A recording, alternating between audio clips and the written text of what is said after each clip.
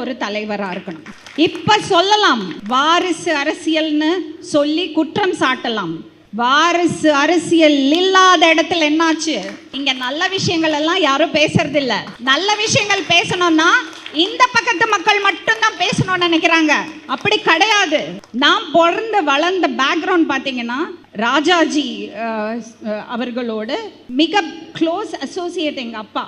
அப்ப நான் அந்த பக்கம் சார்ந்த ஒரு பேக்ரவுண்ட்லேருந்து வந்த பொண்ணு. ஆனா எங்க அப்பா டாக்டர் கலைஞரை பத்தி அவ்வளோ பெருமையா பேசி நான் கேட்டிருக்கேன். எங்க அப்பா ஒரு பெரியார் ரசிகர். தமிழ்நாட்டு பெண்களுக்கு ஏன் இவ்வளோ கெத்து? ஏன் நம்ம இப்படி அப்படி அவங்க சொன்னாங்களே வீட்டில் வேலைக்கு வர அம்மா அவ்வளோ தைரியமா இருக்காங்க. அந்த தன்னம்பிக்கை எங்கேருந்து வருது? சினிமால எல்லாம் பாலிட்டிஷியன்ஸ்னா இவ்வளோ பயமுறுத்துறாங்க. ஆனால் நீங்கள் இவ்வளோ இயல்பாக இருக்கீங்க, எப்படி அது? அதே மாதிரி போலீஸையும் அவ்வளோ மோசமாக காமிக்கிறாங்க. நான் படங்கள் எடுக்கும்போது போலீஸை ரொம்ப நல்லவங்களாக காமிப்பேன், அரசியல்வாதிகளை ரொம்ப நல்லவங்களாக காமிப்பேன். ஏன்னா மக்களுக்கு அந்த நம்பிக்கை வரணும்ல. நம்ம போலீஸையும் இந்த நாட்டை ஆளறவங்களையும் இந்த நாட்டை லா அண்ட் ஆர்டர் கொண்டுறவங்களையும் நம்ம மட்டமாகவே காமிச்சிட்டு இருந்தா மக்களுக்கு எப்படி மரியாதை இருக்கும்? மக்களுக்கு எப்படி மதிப்பு இருக்கும்? நான் நிறைய இன்டர்வியூஸ் எடுத்தேன். அதில் எனக்கு ரொம்ப பிடிச்ச ஒரு நபர், ஒரு பர்சனாலிட்டி. அவங்க ரிட்டையர் ஆயாச்சு. ஏடிஜிபி வனிதா மேடம் அவங்களோட இன்டர்வியூ. அவங்க சொல்லிட்டு இருந்தாங்க அவங்களோட எக்ஸ்பீரியன்ஸ் வித் மாண்புமிகு டாக்டர் கலைஞர் அவர்களோட. அவங்களும் அதே பாயிண்ட்டை சொன்னாங்க. லக்ஷ்மி, எனக்கு ரொம்ப ரொம்ப பிடிச்ச விஷயம் என்னது தெரியுமா? அவர் என்னை நேருக்கு நேர் உட்கார வச்சு, சேரில் உட்கார வச்சு அவ்வளோ ஒரு பெண்ணை அவ்வளோ மரியாதையாக நடத்தினார். என்னால் ஃபொர்கெட்டே பண்ண முடியாத இந்த விஷயத்தை அவங்க சொன்னாங்க. ரொம்ப அன்னாட வாழ்க்கையை ஓட்டிகிட்டு இருக்கிற, அன்னாட கூலி வாங்கிட்டு இருக்கிறது பெண்கள். அப்படியாப்பட்ட நிறைய பேரை நான் என்னோட ஷோவில் பார்ப்பேன். அவங்களுக்கு ஒரு வயசு அவங்களுக்கு டெய்லி வேலைக்கு போக முடியாதுங்கிற ஒரு நிலைமை வரும்போது அது ஒரு 1000 ரூபாய் கூட இருக்கலாம். அந்த 1000 ரூபாய் எவ்வளோ தன்னம்பிக்கையும் சுயமரியாதையும் கொடுக்கும். எந்த குழந்தைக்கும் குறைபாடுகளோ வித்தியாசமோ இருக்கக்கூடாது. அந்த பிரேக்ஃபாஸ்ட் அவ்வளோ முக்கியமான உணவு. நான் பர்சனலாக I became such a big fan. நான் அவ்வளோ ஒரு ரசிகை ஆயிட்டேன். ஏன்னா அந்த பிரேக்ஃபாஸ்ட் ஸ்கீம் பார்த்து நான் பல மேடைகளில் இதை சொல்லியிருக்கேன். அது அரசியல் மேடைகள் கிடையாது. ஆனால் அந்த பிரேக்ஃபாஸ்ட் ஸ்கீம் எவ்வளோ இம்பார்ட்டன்ட்ங்கிறது நம்ம டெய்லி அந்த மாதிரி குழந்தைகளையும் அந்த மாதிரி பெண்கள்கிட்டையும் பேசும்போது நமக்கு தெரியும். இவ்வளோ பெண்களை பார்க்கும்போது எனக்கு ஒரு தைரியம் வருது. என்னன்னா எனக்கு இது ஒரு புதுமையான ஒரு மேடை. நான் அண்ணன்ட்டு அதுதான் சொன்னேன் அன்னைக்கு அவர் என்னை அழைத்த போது. நான் இந்த மாதிரி மேடைகளில் பேசினதில்லை. இவங்கெல்லாம் இவ்வளோ அழகாக தமிழில் பேசுகிறாங்க. அது கேட்கும்போது எனக்கும் அப்படி தமிழில் பேசணுன்னு ஆசையாக இருக்குது. ஆனால் கொஞ்சம் நான் பிறந்து வளர்ந்தது வேறொரு மாநாடு, கேரளா. தாய்மொழி தமிழாக இருந்தால் கூட ஒரு மலையாளம் கலந்து பேசுவேன். அதை நீங்கள் மன்னிக்கணும். நான் கற்றுக்கிட்டே இருக்கேன். இன்னும் கற்றுக்கிட்டு உங்களை மாதிரி அழகாக தமிழ் மொழியில் பேசுகிறதுக்கு நான் எல்லா முயற்சியும் எடுப்பேன். ஸோ ஏதாவது தவறுகள் இருந்தால் தயவு செஞ்சு மன்னிச்சுக்குங்க. ஸோ இந்த மாதிரி ஒரு விழாவில் டாக்டர் கலைஞர் அவர்களோட இந்த மேடையில் பேசுகிறதுக்கு எனக்கு வாய்ப்பு கொடுத்ததுக்கு நான் மனமார்ந்த நன்றிகளை தெரிவித்துக்கிறேன். நான் ஒரு மிகப்பெரிய ஃபேன் அவரோட. நான் ஒரு பெரியார் அவர்களோட பெரிய ஃபேன். அதனாலேயே நான் டாக்டர் கலைஞர் அவர்களோட பெரிய ஃபேன். என்னை பார்க்கும்போது ஒரு முடிவு பண்ணிடுவாங்க. நமக்கு அப்படி ஒரு பழக்கம் இருக்கு இல்லையா? ஒருத்தரை பார்த்தா நம்மளே நினச்சிப்போம், ஓ இவங்க இப்படியாப்பட்டவங்க, இவங்க இப்படி இந்த பக்கத்தை சார்ந்தவங்கன்னு ஈஸியாக இடம் போட்டுடுவாங்க. அது உண்மையாக இருக்கணும்னு இல்லை இல்லையா? அப்போ அந்த மாதிரியான பிம்பங்களை உடைக்கிறது மிக அவசியம். ஏன்னா நம்ம ஒரு போலரைஸ்ட் சொசைட்டியில், சமுதாயத்தில் ஒவ்வொருத்தருக்கும் ஒவ்வொரு கலரை பூசுகிற ஒரு டைமில் வாழ்ந்துட்டு இருக்கோம். அதையெல்லாம் உடைச்சி போடுறது ரொம்ப ரொம்ப அவசியம். ஸோ அதனால் நான் இந்த மேடையை ரொம்ப முக்கியமான ஒரு மேடையாக நான் கருதுகிறேன். ஸோ எதுவுமே மறக்கக்கூடாதுன்னு கொஞ்சம் பாயிண்ட்ஸ் எழுதி வச்சுக்கணும்னு நினச்சேன். ஆனால் இது பேஜாக போகிறது, அதனால அவ்வளவும் பேசினேன்னா நாளைக்கு காலையில் வெடிஞ்சிடும்னு நினைக்கிறேன். ஸோ அதனால் முக்கியமான ஒரு சில விஷயங்களை நான் இங்கே பேசிக்கிறேன். Before I go into அந்த மெயின் இதுக்குள்ளே போகிறதுக்கு முன்னாடி சகோதரி அவங்க ஒரு விஷயம் சொன்னாங்க, தேவதைன்னு ஒரு வார்த்தை சொன்னாங்க. யாரால் அப்படி இன்னொரு பெண்ணை பார்த்து அப்ரிஷியேட் பண்ண முடியும்? யாரால் முடியும்? ஒரு தேவதையால் மட்டும்தான் முடியும். இந்த பெண்ணுக்கு ஒரு பெண்ணை பார்த்து இன்னொரு பெண் வந்து அப்ரிஷியேட் பண்ணுறதும் அந்த ஒரு பாராட்டுறதும் எவ்வளோ அவசியம் தெரியுமா? சிஸ்டர்ஹுட் சொல்லுவாங்க. நான் என்னோட ஷோவில் வர்றது பெண்கள்கிட்ட சொல்லுவேன், நம்மளுக்கு எதிராளிகள் வந்து ஆண்கள் கிடையாது, பெண்கள் தான். இன்னும் ஒரு பெண்ணை பார்த்து ஒரு பெண்ணுக்கு எப்போ பாராட்ட முடியும்னா அந்த பெண் அவ்வளவு தன்னம்பிக்கையோடு இருக்கணும். இதுதான் நம்ம வளர்த்துக்கணும். அந்த மாதிரி ஒரு எக்ஸாம்பிள் உதாரணம் முன் வச்ச என் சகோதரி அவர்களுக்கு என்னோட நன்றியை தெரிவிச்சுக்கிறேன். அவங்க வந்து பேசிகிட்டே இருக்கும்போது அண்ணன் சொன்னார் அவங்க பாட்டி கூடன்னு. என்னால் நம்ப முடியலை, இவ்வளோ அழகாக இருப்பாங்களா பாட்டி. ஸோ அண்ட் இன்னொரு விஷயம் சொன்னாங்க, அது அவங்க சொன்னாங்களா, அவங்க ரொம்ப அழகாக பேசிகிட்டு இருந்தாங்க. நான் ரெண்டு பேரையும் அவ்வளோ ரசித்து அவங்க ரெண்டு பேரும் பேசுகிறத கேட்டுட்டு இருந்தேன். நீங்கள்லாம் பேசிட்டீங்களா என்னான்னு தெரியலை. அவங்களோட ஃபுல் பேச்சை என்னால் கேட்க முடியல, கொஞ்சம் தான் கேட்டேன். பட் அவ்வளோ அருமையாக பேசினாங்க.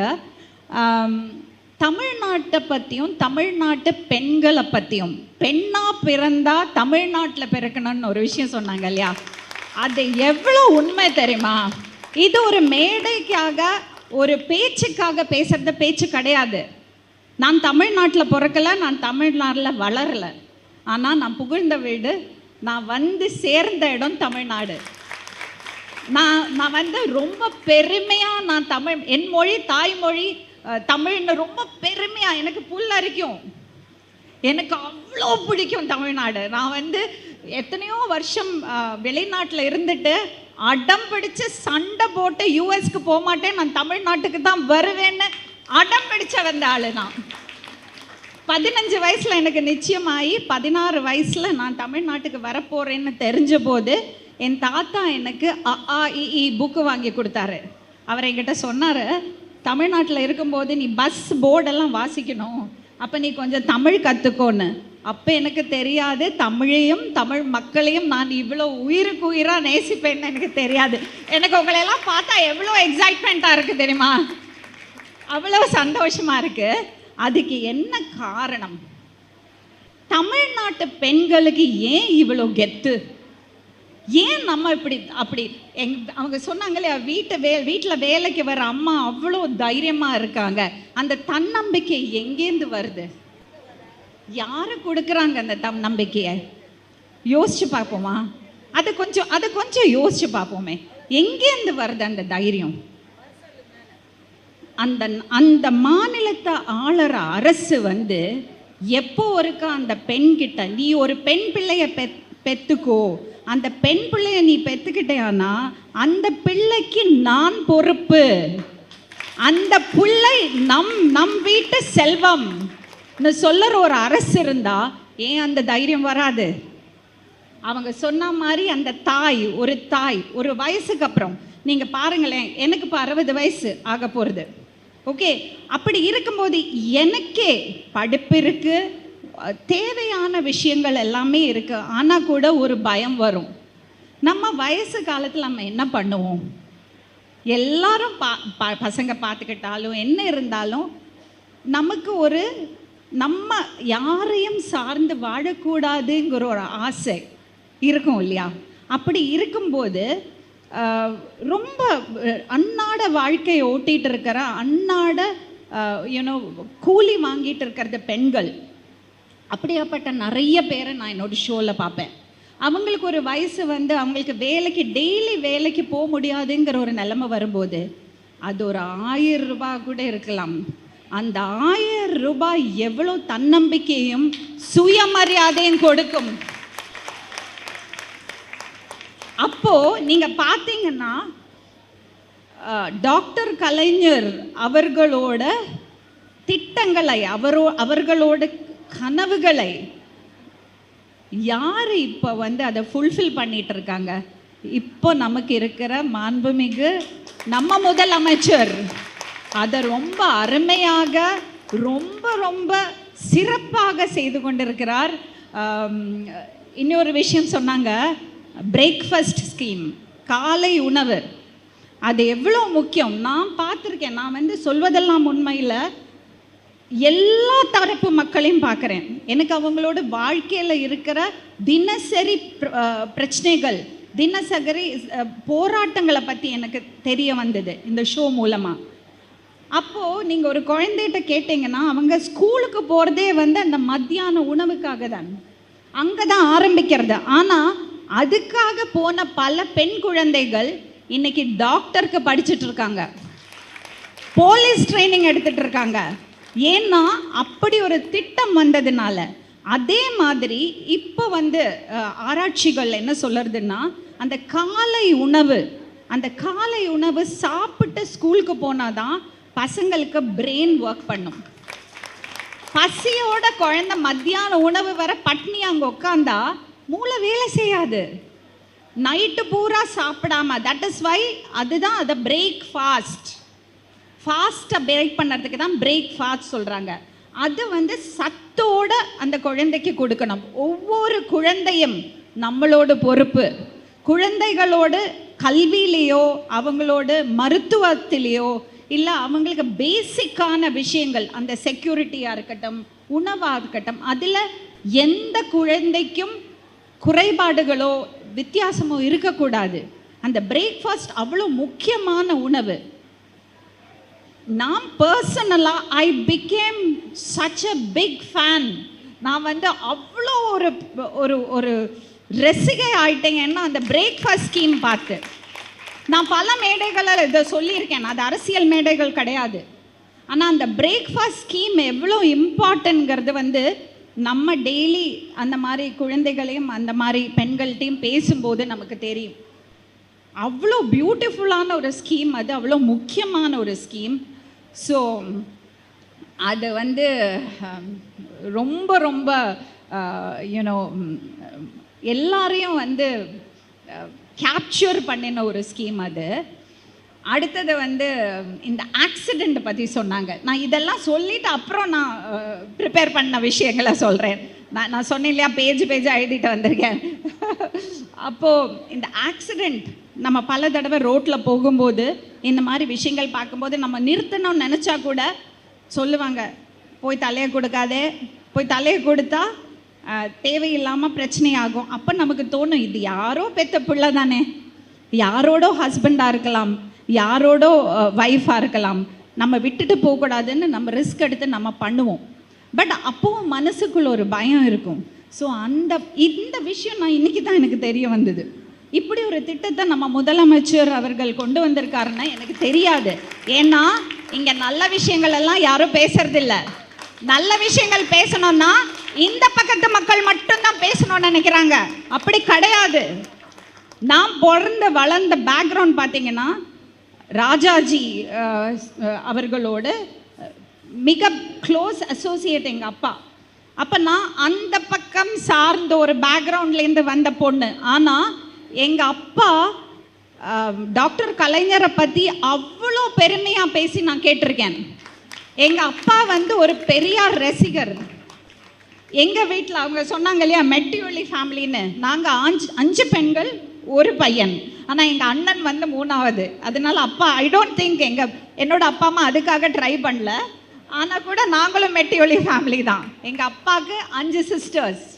எங்கள் அப்பா 15 பெண்களுக்கு கல்யாணம் பண்ணி கொடுத்துருக்காங்க, அவங்க சிஸ்டர்ஸ், கசின்ஸ். ஸோ அந்த மாதிரி ஒரு ஃபேமிலியிலேருந்து வரும்போது நான் அங்கே வந்து பெரியாரோட இன்ஃப்ளூயன்ஸ் எங்கள் ஃபேமிலியில் பார்த்துருக்கேன். எங்கள் அப்பாவும் அம்மாவும் ஈக்குவல் பார்ட்னர்ஸ். ஓகே, ஸோ நான் ஆனால் ராஜாஜியோட ஃபாலோவர், ராஜாஜியோட அசோசியேட். எங்கள் அப்பா எலெக்ஷன்லலாம் நின்ன ஆள்.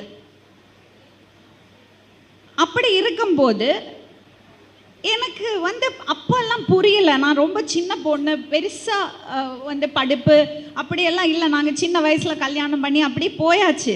பட் இப்போ பொது வாழ்க்கைக்குள்ளே வந்ததுக்கப்புறம் இப்போ இத்தனை விஷயங்கள் நம்ம கேட்டு தெரிஞ்சு வரும்போது யோசிச்சோன்னா அப்போ புரியுது. அன்னைக்கு யார் நல்லது செஞ்சாலும், எந்த பக்கத்தை சார்ந்தவங்களாக இருந்தாலும் அதை பாராட்டினாங்க. தனி மனித தாக்குதல்ங்கிறது ஒன்று இருக்கலை. எல்லாமே மக்கள் சேவை, மக்களுக்காக பண்ணுற திட்டங்கள், மக்களுக்காக செயல்படுற விஷயங்கள், அதெல்லாம் எடுத்து வோக்கலாக பேசினாங்க. அதே மாதிரி கிரிட்டிசிசமும் இருக்கும். அதுக்கு என்ன சொல்லுவாங்க, கிரிட்டிசிசத்துக்கு விமர்சனங்கள், சுகாதாரமான விமர்சனங்கள், அது ஒன்று இருக்குல்ல. ஹெல்தி கிரிட்டிசிசம் அது ஒன்று இருக்குல்ல. கிரிட்டிசிசம் ரொம்ப ரொம்ப முக்கியம்.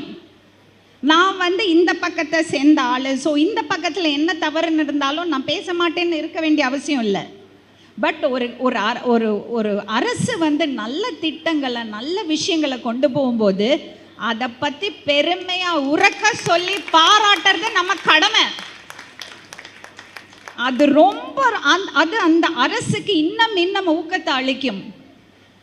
நான் எங்கள் வீட்டில் இதெல்லாம் கேட்டு வளர்ந்துருக்கேன். பெரியார் ஆகட்டும், பெரியாரோட பெண் விடுதலை கொள்கைகள் ஆகட்டும், எல்லாம் நான் சொல்வதெல்லாம் உண்மைக்கு வந்தபோது அந்த இயக்குனர் தான் எனக்கு பெண் ஏன் அடிமையானால்ங்கிற புக்கை கொடுத்தாரு.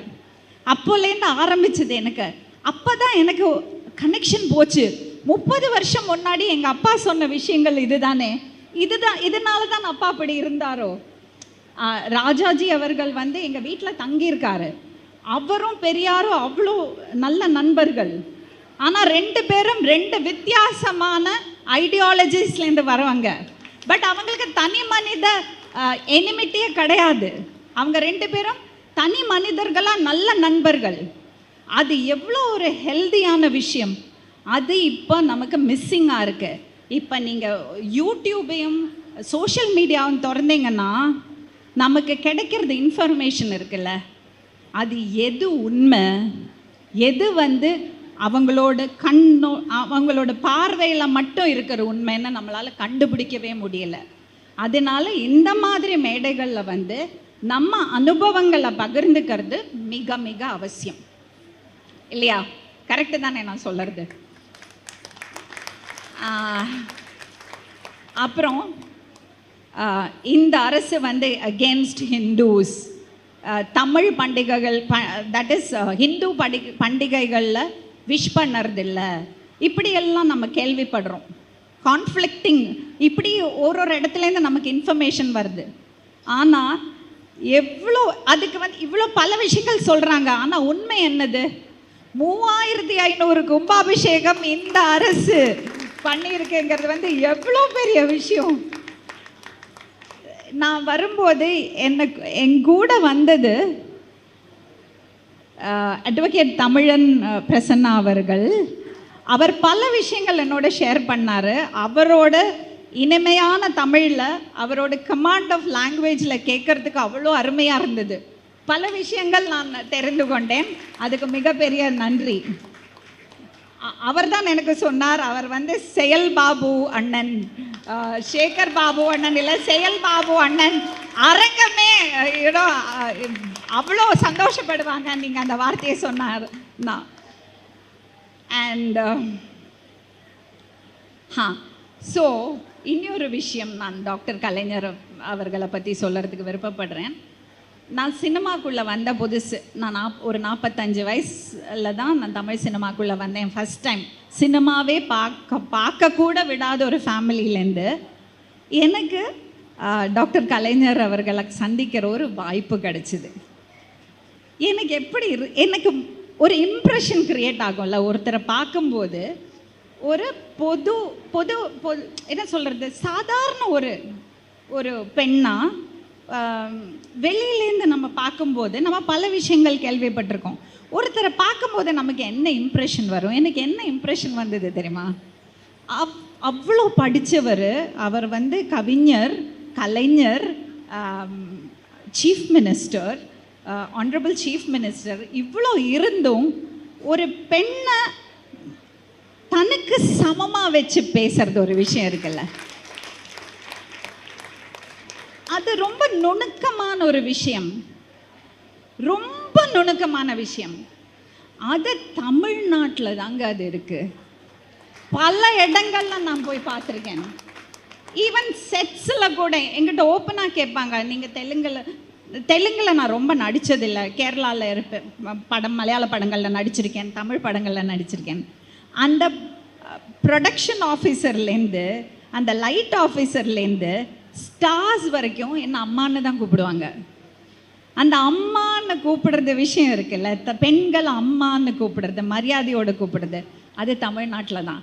எங்கேருந்து அந்த கல்ச்சர் வருது, அந்த கலாச்சாரம் எங்கேருந்து வருது, அந்த மரியாதை எங்கேருந்து வருது, அது வந்து அங்கேருந்து வரணும். அப்போ தான் அது வரும். அது அந்த அந்த சமுதாயத்தோட இரத்த ஓட்டத்தில் இருக்கணும். அப்போ தான் அது வரும். அது நான் ரொம்ப ரொம்ப என்னை ரொம்ப டச் பண்ணின ஒரு விஷயம். அதே மாதிரி ரீசண்டாக நான் நிறைய இன்டர்வியூஸ் எடுத்தேன். அதில் எனக்கு ரொம்ப பிடிச்ச ஒரு நபர், ஒரு பர்சனாலிட்டி. இப்போ அவங்க ரிட்டையர் ஆயாச்சு, ஏடிஜிபி வனிதா மேடம் அவங்களோட இன்டர்வியூ. அவங்க சொல்லிட்டு இருந்தாங்க அவங்களோட எக்ஸ்பீரியன்ஸ் வித் மாண்புமிகு டாக்டர் கலைஞர் அவர்களோட. அவங்களும் அதே பாயிண்ட்டை சொன்னாங்க. லக்ஷ்மி, எனக்கு ரொம்ப ரொம்ப பிடிச்ச விஷயம் என்னது தெரியுமா? அவர் என்னை நேருக்கு நேர் உட்கார வச்சு, சேரில் உட்கார வச்சு, அவ்வளோ ஒரு பெண்ணை அவ்வளோ மரியாதையாக நடத்தினார். என்னால் ஃபொர்கெட்டே பண்ண முடியாத இந்த விஷயத்தை அவங்க சொன்னாங்க. அவங்க சொல்லுவாங்க அந்த கதையை, அதை நான் சொன்னால் தப்பாக இருக்கும், அவங்க வாயிலேருந்து நீங்கள் கேட்கணும். அவ்வளோ அருமையான ஒரு விஷயம். ஏன்னா அவங்களுக்கு அவரை மீட் பண்ண தேவை இருந்தது. பல தடவை ஆஃபீஸ் முன்னாடி போய் நின்று அது முடியலை. பட் அவர் அதை நோட்டீஸ் பண்ணி அவர் உள்ளே கூப்பிட்டு அதை அவர் டீல் பண்ணின விதத்தை பற்றி சொல்லுவாங்க. அவ்வளோ பெருமையாக இருந்தது கேட்குறதுக்கு. அதே மாதிரி நம்மளோட ஆனரபிள் சீஃப் மினிஸ்டர் அவர்களோட பேசுகிற வாய்ப்பும் எனக்கு ஒரு வாட்டி கிடச்சிது. நான் சொன்னேன் இல்லையா, பல விஷயங்கள் நம்ம வெளியிலேருந்து கேள்விப்படுவோம். அதனால் நமக்கு ஒரு அபிப்பிராயம், நமக்கு தெரியாமையே நம்ம மனசுக்குள்ள ஒரு அபிப்பிராயம் வரும். அதனால் பாலிட்டிக்ஸ்லாம் ரொம்ப அரசியலில் ரொம்ப அரசியல் இல்லைன்னு சொல்லக்கூடாது, எல்லாத்துலேயுமே அரசியல் இருக்குது. நான் இப்போ பேசுகிறதுலேயும் அரசியல் இருக்குது.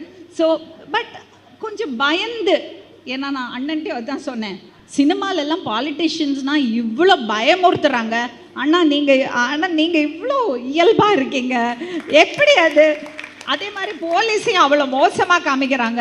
நான் படங்கள் எடுக்கும்போது போலீஸை ரொம்ப நல்லவங்களாக காமிப்பேன், அரசியல்வாதிகளை ரொம்ப நல்லவங்களாக காமிப்பேன்.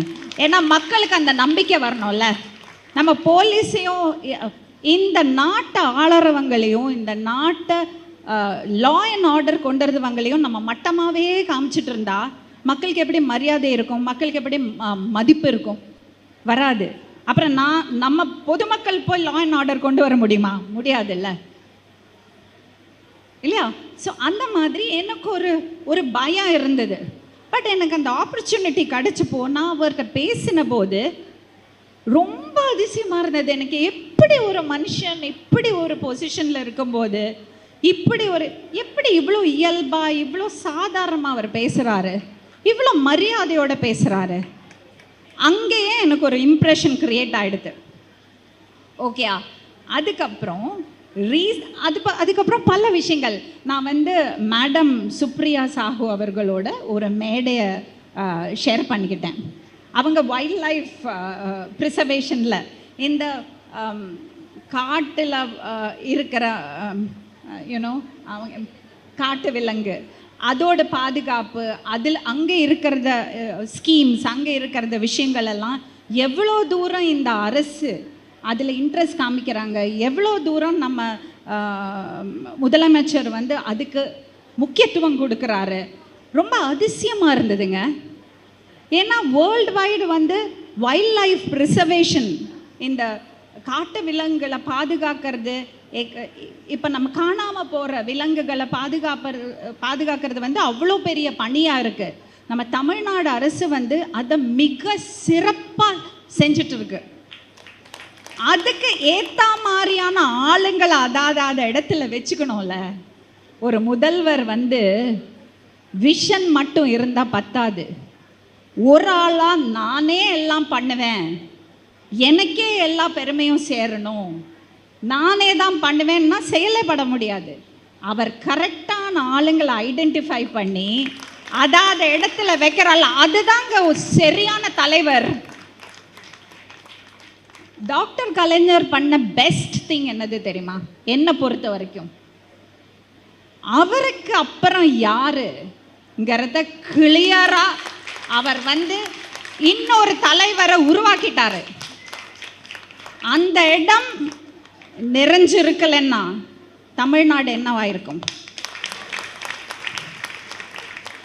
இப்ப சொல்லலாம், வாரிசு அரசியல்னு சொல்லி குற்றம் சாட்டலாம். வாரிசு அரசியல் இல்லாத இடத்துல என்னாச்சு? வாரிசு அரசியல் சொல்றது அது வந்து விமர்சனம். ஆனால் ஒரு விமர்சனம் வைக்கும்போது அதுக்கான சொல்யூஷன் நீங்கள் கொடுக்கணும். அந்த சொல்யூஷன் இருந்ததா? அப்போ அடுத்த தலைவியை உருவாக்குறது எவ்வளோ முக்கியம். இதெல்லாம் மறந்துட்டேங்க, இது மனசுலேருந்து அன்பிளான்டா வந்தது.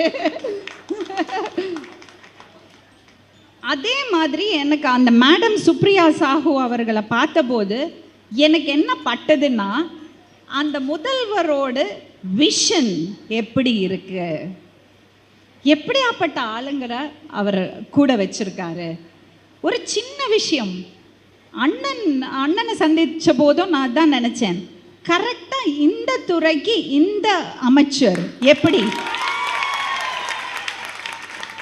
அதை ஸ்பாட் பண்ணி அங்கே வைக்கிறதுக்கு ஒரு திறமை இருக்கணும்ல, ஒரு விஷன். அதுதானேங்க லீடர். இதெல்லாம் ரொம்ப அதிசயமாக இருக்கு. இது ஒரு பக்கம். நான் துர்கா அம்மா அவங்கள சந்தித்தேன். அவ்வளோ லக்ஷ்மி கடாட்சமா, அவங்க தான் தேவதை மாதிரி இருந்தாங்க. அவங்க சிரித்து அவங்க பேசின விதம் இருக்குல்ல, கையெடுத்து கும்பிடுன மாதிரி இருந்தது. அதுக்கப்புறம் நான் சிவசங்கரி அம்மா, எழுத்தாளர் சிவசங்கரி அம்மா கிட்ட பேசினேன். துர்கா அம்மா அவங்களோட புக்குக்கு அவங்க ஃபார்வேர்டு எழுதியிருக்காங்க. ஸோ ஒரு மிகப்பெரிய ரொம்ப அருமையான புத்தகம். நீங்கள் ஒவ்வொருத்தரும் வாங்கி படிக்கணும். அதில் நம்ம முதலமைச்சரை பற்றி ஒரு சாப்டரே இருக்குது. அவ்வளோ பியூட்டிஃபுல்லான ஒரு பக்கம். அதில் ஒரு பெண்ணோடு, ஒரு மனைவியோட பக்கத்தில் இருந்த தன் கணவரை பற்றி எழுதின விஷயம் இருக்குல்ல, அந்த மனிதரை இப்படி பார்க்குற ஒரு இடத்துக்கு கொண்டு போய் சேர்த்துடுச்சு. அவங்க ஒரு விஷயம் சொன்னாங்க, சிவசங்கரி அம்மாவும் நானும் இதை பற்றி ரொம்ப நேரம் பேசணும். அவ்வளோ ரசித்து பேசினாங்க அம்மா. அவங்களுக்கு என்ன வயசு? 80 வயசுக்கு மேலே இருக்கும். எவ்வளோ எக்ஸ்பீரியன்ஸ் இருக்கும் இல்லையா? அவங்க வந்து ஒரு பெண் சிங்கம். அவ்வளோ சீக்கிரம் எல்லாம் யாரையும் அக்செப்ட் பண்ண மாட்டாங்க. ஓகே, பெண் விடுதலைக்காக போராடின ஒரு போராளி அவங்க எழுத்துக்கு அவ்வளோ பவர் இருக்கு. இப்போ அவங்க ஒரு சுவாரஸ்யமான விஷயம் ஒன்று ஷேர் பண்ணாங்க. நான் அதை உங்களோட பகிர்ந்துக்கிறதுக்கு ஆசைப்படுறேன். ஐயா டாக்டர் கலைஞர் அவர்களோட ஆட்சி அந்த டைமில் கோபாலபுரத்தில் தண்ணி தட்டுப்பாடு. இப்போ வாசலில் டேங்கர் லாரியில் தான் போய் தண்ணி எடுத்துகிட்டு வரணும். நமக்கு இருக்கிற மாண்புமிகு முதலமைச்சர் அவர்கள், அப்போ இருக்கிற முதலமைச்சரோட மகன், அவர் போய் தண்ணி பிடிச்சிட்டு வந்து ரோட்டில் போய் தண்ணி பிடிச்சிட்டு வந்து வீட்டில் அம்மா கொண்டு வந்து கொடுப்பாராம். அதே மாதிரி குழந்தைகளை குளிப்பாட்டுறது, குழந்தைகளை ட்ரெஸ் பண்ணி ஸ்கூலுக்கு அனுப்புறது, இதெல்லாமே அவ்வளோ ஈடுபாடோடு அவர் பண்ணுவாராம். ஸோ அங்கே அந்த பெண்ணுக்கான மரியாதை என்னது? அதுதானே ஒரு ஆணுக்கு அழகு. அதுதான், அப்படித்தானே ஒரு ஆணை சம்பாதிக்க முடியும் அந்த பாசத்தை. யோசிச்சு பாருங்களேன், ஒரு ஆதிக்கத்தால் ஒரு பெண்ணோட அன்பை சம்பாதிக்க முடியுமா? ஆதிக்கம் காமிச்சா அங்கே ஒரு பயம், அந்த பயத்தினால ஒரு ஒரு ஒரு அடக்கம் இருக்குமே ஒழிய ஒரு பெண்ணோட மரியாதையும் அன்பையும் சம்பாதிக்கணும்னா அந்த ஆண் அந்த பெண்ணுக்கு மரியாதை கொடுத்தா மட்டும்தான் முடியும். அவர் கூட 50 வருஷம் வாழ்ந்த அந்த பெண் சொல்கிறத விட ஒரு பெரிய ஒரு சர்டிஃபிகேட் இந்த உலகத்தில் வேறு ஏதாவது உண்டா? அந்த இடத்துல எனக்கு புரிஞ்சு போச்சு, நம்ம கேள்விப்படுறதுக்கும் உண்மைக்கும் ரொம்ப தூரம் இருக்குன்னு. ரொம்ப ரொம்ப தூரம் இருக்குது. ஸோ நீங்கள் எல்லாரும் இங்கே கூடி வந்து இந்த வாய்ப்பை எனக்கு கொடுத்ததுக்கு நான் மிகப்பெரிய நன்றியை சொல்லிக்கிறேன். நான் முடிக்கிறதுக்கு முன்னால் ஒரு விஷயத்தை நான் சொல்ல விரும்புகிறேன். நமக்கு சோஷியல் மீடியா இருக்குது, யூடியூப் இருக்குது, பல ஒரு ஃபோனை கையில் வச்சு ஒரு தட்டுனா நமக்கு எல்லாமே கிடச்சிடுறது, வாய்ப்புகள் இருக்குது, அரசோடு சலுகைகள் இருக்குது, அரசோடு சப்போர்ட் இருக்குது, பெண்களுக்கான பல திட்டங்கள் இருக்குது. இதை எல்லாம் கரெக்டாக பயன்படுத்திக்கணும். ஏன்னா பெண்கள் வந்து வீட்டுக்குள்ளே மட்டும் இருந்தால் நம்ம எதெல்லாம் பற்றி பேசணும், நம்ம அரசியலை பற்றி பேசணும், நம்ம வந்து எக்கனாமியை பற்றி பேசணும், எக்கனாமிக் என்ன சொல்லுவாங்க, பொருளாதாரத்தை பற்றி பேசணும். நம்ம வந்து எல்லாத்துலேயுமே நம்மளோட பங்களிப்பு இருக்கணும். ஒரு பெண்ணை வந்து 50 வருஷம் இல்லை 60 வருஷம் உழைச்சிட்டு 60 வருஷத்தில் வந்து உட்காந்து காலை நீட்டி உட்காந்தா அவளுக்கு என்ன பாதுகாப்பு இருக்குது? அவளுக்கு ரிட்டையர்மெண்ட் பெனிஃபிட்ஸ் இருக்கா, இல்லை பென்ஷன் இருக்கா? அதுக்காக தான் இந்த அரசு வந்து அந்த பெண்ணுக்கு அந்த 1000 ரூபாய் மாதம் கொடுக்குறாங்க. அந்த 1000 ரூபாய் நமக்கு வெளியிலேருந்து பார்க்கும்போது பெருசாக இருக்காது. நான் கூட யோசித்தேன் எதுக்கு இது, ஆனால் அந்த ஷோவில் வந்து உட்கார்றது பெண்களுக்கு அந்த 1000 ரூபாய் எவ்வளோ பெரிய தன்னம்பிக்கையை கொடுக்கறது, அது எவ்வளோ பெரிய விஷயங்கிறது அப்புறம் நான் உணர்ந்தேன். ஸோ அதனால் தயவு செஞ்சு நீங்கள் தெரிஞ்சுக்குங்க என்னெல்லாம் திட்டங்கள் இருக்குது, என்னென்ன பண்ணுறாங்க பெண்களுக்காக இந்த கவர்மெண்ட், என்னென்ன பண்ணுறாங்க அதெல்லாம் தெரிஞ்சுக்குங்க, கேட்டு தெரிஞ்சுக்குங்க. யூடியூப்பில் பாருங்கள், கவர்மெண்ட் சைட்ஸில் போய் பாருங்கள். நீங்கள் பார்க்குறத மக்கள்கிட்ட பேசி தெரிஞ்சுக்குங்க, அவங்க அனுபவங்களை தெரிஞ்சுங்க. என்னோடய ஹஸ்பண்ட் எப்பவும் சொல்லுவார், பாலிடிக்ஸ் அரசியலை பற்றி பேசும்போது அவர் இப்போ கூட சொல்லிட்டு இருந்தார், தரோ பிரெட் பாலிட்டிஷியன் அப்படின்னா அந்த வயசுலேருந்து பாலிட்டிக்ஸ் அரசியல்னா என்னது, அந்த மக்களோட பிரச்சனைகள் என்னது, அதுக்கான சொல்யூஷன், அதுக்கான தீர்வுகள் எப்படி இருக்கணும், என்னென்ன திட்டங்கள் கொண்டு வந்தால் இது வந்து கரெக்டாக இது இயங்கும், எல்லாத்துக்கும் எக்ஸாம்பிள் நம்ம டாக்டர் கலைஞர் அவர்கள். இன்னைக்கு பாலிட்டிக்ஸ்க்கு அரசியல் ஆசை வந்து நாளைக்கு அரசியல்வாதி ஆகணும்னு நினைக்கிற காலம் இது. அதனால மக்களுக்கு எந்த பிரயோஜனமும் கிடையாது. மக்களோட பிரச்சனைகள் தெரியாது. மக்களோட பிரச்சனைகள் தெரியணும்னா ஒரு கிரைசிஸ், ஒரு முக்கியமான ஒரு பிரச்சனை வரும்போது மக்களை காப்பாற்றுற தலைவர் வேணும்னா அவர் வந்து அந்த அந்த ட்ரைனிங்கோட வந்த ஒரு தலைவராக இருக்கணும். அது எந்த பக்கம் வேணா இருக்கலாம், நான் யாரையும் குறிப்பிட்டு சொல்லலை. பட் அது வந்து ரொம்ப அழகாக இந்த அரசு தெளிவுபடுத்தி இருக்கு. இப்போ இருக்கிறது ஆட்சியில் ஒரு 5 வருஷமாக நடந்த விஷயங்களை பாருங்களேன், எவ்வளோ விஷயங்கள் நமக்கு தெரியறதில்ல, நம்ம வெளியில் போகும்போது பார்க்கும்போது தெரியறதில்ல. இன்ஃப்ராஸ்ட்ரக்சர் கொண்டு வரதுக்கு தமிழ்நாடு அரசு, டிஎம்கே அரசு மாதிரி வேற யாருமே கிடையாதுங்க. நம்ம வந்து ஜல்லிக்கட்டு போராட்டத்தை பற்றி அவ்வளோ பேசணும். மதுரையில் இவ்வளோ பெரிய ஒரு விஷயம் கொண்டு வந்தது யாரு? ஜல்லிக்கட்டுக்காக. ஸோ அந்த மாதிரி பல விஷயங்கள், கீழடியை பற்றி சொல்லிட்டு இருந்தாங்க. யார் நீங்கள் தானே சொல்லிட்டு இருந்தீங்க, கீழடியில் நடக்கிறது, தமிழ் இதை பற்றி பேசுறது. ஸோ அந்த மாதிரி பல விஷயங்கள். ஸோ எனக்கு நான் பல விஷயங்கள் இன்னும் தெரிஞ்சுக்கிறேன். நான் தெரிஞ்சுக்க வேண்டிய விஷயங்கள் நிறைய இருக்குது. நம்ம பொதுமக்களை பொறுத்த வரைக்கும், நீங்கள் இங்கே எவ்வளோ பேர் பார்ட்டி பீப்புள், எவ்வளோ பேர் பப்ளிக்னு தெரியலை. யாராக இருந்தாலும் காதையும் கண்ணையும் திறந்து வச்சுட்டு இன்ஃபர்மேஷன் எல்லாம் எடுத்துக்கிட்டு நம்ம டிசைட் பண்ணோம் நமக்கு என்ன நல்லது, நமக்கு யார் நல்லது செய்கிறாங்க, எது நல்ல. இந்த பக்கம் இருக்கிறவங்களை குறை சொல்கிறது, இந்த பக்கம் இருக்கிறவங்களை நல்லது சொல்கிறது இல்லாமல் யார் தப்பு பண்ணாலும் எடுத்து பேசணும், யார் நல்லது செஞ்சாலும் உறக்க சொல்லி பாராட்டணும்.